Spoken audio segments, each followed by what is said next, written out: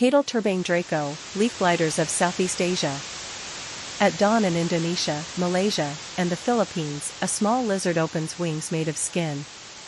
Locals call it cattle turbane, the flying dragon.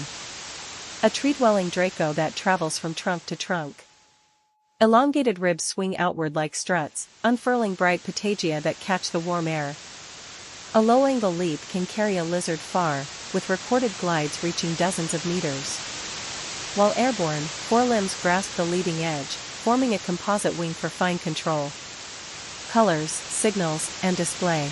The body is bark brown and cryptic, but the wings can blaze orange or yellow. A movable throat flap, the dewlap, snaps open to signal rivals and attract mates. Males posture on sunlit trunks, flashing dewlap and patagia between short glides. Daily route and diet. Draco spends nearly all its time in trees, moving by short runs and sudden sails. It feeds mostly on ants and termites, waiting motionless until the column passes. A quick tongue and small snap settle the hunt, and the lizard is already scanning the next trunk. Where it lives. Different Draco species share the region, from gardens and parks to lowland rainforest. Ranges span much of Southeast Asia, across Sundaland and island arcs.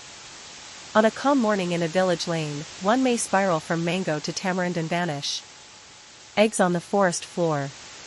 Tree life pauses for one risky task. The female descends to dig a small hole with her snout. She lays a handful of eggs, covers them with soil, and guards the nest for about a day before climbing back. Weeks later, tiny dragons scale the nearest bark, their ribs still too short to sail.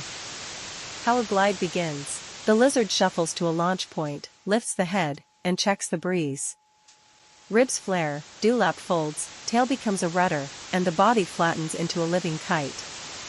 It banks toward a chosen trunk, legs forward, claws ready to catch.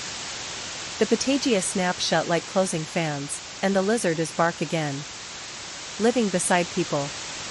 In towns with old trees and hedges, Draco still threads a canopy of wires and branches. Leave a few fig or rambutan giants standing, and the morning air keeps its little gliders. Cut the shade, and the sky grows too wide. Glides shrink, and territories break apart, closing. Watch a patch of sunlight on a trunk, and a thin shape peel away into air. For a heartbeat, leaves grow wings and steer, and Draco rides a quiet curve between trees.